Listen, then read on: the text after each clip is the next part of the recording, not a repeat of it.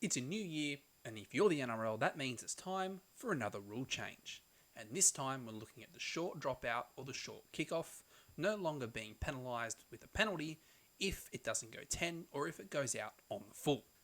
There's nothing inherently wrong with the rule before, but now they've decided to change it. And I have no idea what the actual driving factor is in this decision. Without further ado, let's get into it.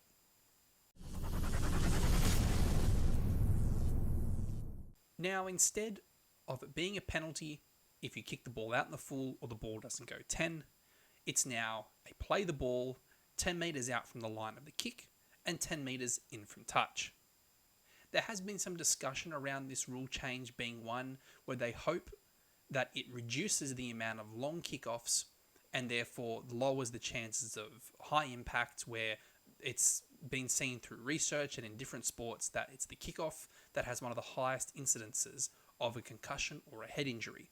If this is truly the case, then the NRL should come out and say it if it is about player safety. Instead, they have spoken around the entire issue, and even in their press release, not once did they actually make mention of this. Outside that, it's a completely illogical rule change, and there are kind of three reasons for that, and we're going to get into them in a minute. Before we go any further, please give this video a like or hit the subscribe button, and don't forget the notification bell. So, we now know what the rule change is. And the first thing the NRL said was it's going to introduce more unpredictability in the game.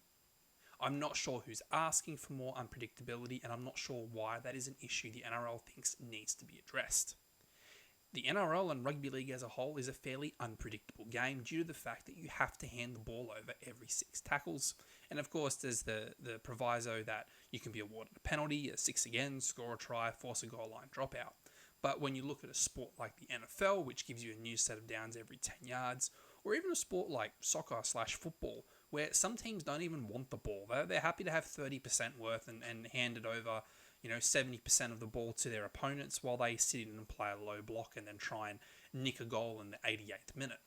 Rugby league, though, is inherently a game where you both must attack and defend in almost equal measure, and in the vast majority of games, you almost get a 50-50 split of the ball. If not, it's a couple of percentage points either way. The outside of that, those types of games, they're outliers. They are not the rule. If the NRL is truly all about the unpredictability of the game, how about they have a bell at random points during matches where 2 players from each side gets removed, or maybe when the bell goes, tries are suddenly worth double. There you go, that's unpredictable. But also, nobody's asking for it, and nobody has asked for this rule change. The second point is they're talking about a faster and more free-flowing game. I don't see how that necessarily occurs, because in each of these situations, we have time off or the game has stopped.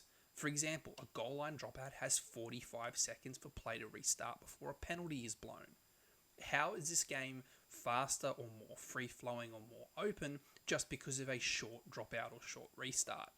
Teams are still going to use their 45 seconds to catch a breather. And for tries, sometimes we're left standing around at halfway because Channel 9's running an ad.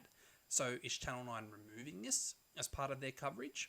Because if they're not, then this point is completely pointless. I mean, how are you saying that the game is faster and more free-flowing if you're not actually doing anything about the actual stoppage? I actually see teams exploiting the rule change as a way to get an extra breather.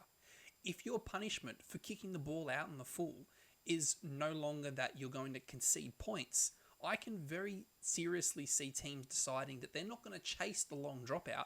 They'd rather kick it out in the full, reset their defensive line, and they're happy to start with a play the ball. Last year, Sean Johnson was asked by NRL.com what goes into deciding a short dropout, and he said one of the key factors is whether or not his forwards actually want to chase a kick. So if you're giving a player like that, and indeed a team like that, the opportunity to simply set their defensive line, you're going to see teams happily do this. And this becomes more of an issue later in matches, where teams that are leading by narrow margins decide that instead of punting the ball long, which you could have something freakish like a kick returner managing to break through the first 2 tackles and splitting the defensive line open and generating a fast play the ball that shreds your defensive cohesion, or they can kick the ball out in the full and ensure their defensive line is properly set. For example, if it's inside the last couple of minutes of a game and you lead by 2 points, would you really punt the ball long, which then risks a 2-point field goal? I mean, you could kick it short and attempt to retain possession, but you only tend to win that 25% of the time. And if anything, you then also risk the ball, yourselves knocking the ball on, or for example, something happening like in the grand final where you actually win the contest, but hand the ball to the opposition who score immediately.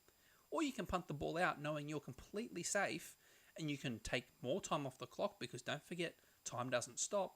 And then they can reset their defensive line and hold out for the 1 or 2 tackles that they require. And the final point the NRL made was about incentivizing the short dropout.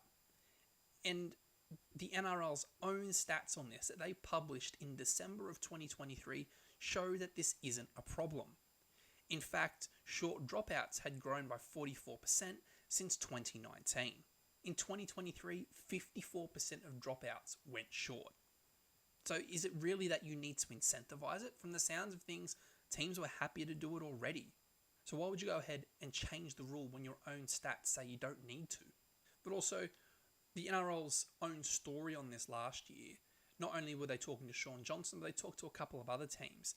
And at the end of the day, the decision to take a short dropout or not wasn't so much, or even a short kickoff, wasn't so much centered around the punishment that could result from kicking the ball out in the full or it not going 10. It was more or less whether or not they felt they could win the contest.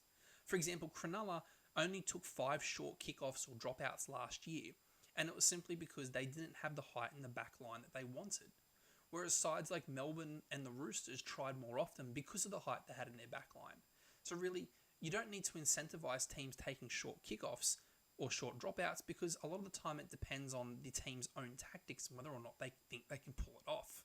This is yet another rule change from the NRL where they haven't really thought beyond the actual rule itself and what it could actually look like being played out in real life. The New South Wales Cup and the Queensland Cup exist. You can trial rules in those competitions to not only see how teams would play with those new rule sets, but see how players and coaches would adapt and how they would use it in different situations. We've already seen this under the NRL's current administration, that snap rule changes with little foresight or forethought tend to be exploited by teams who are happy to agree with the rule change knowing there are clear holes in it. At the end of the day, these types of rule changes mean the only real danger to the NRL is itself and its administration.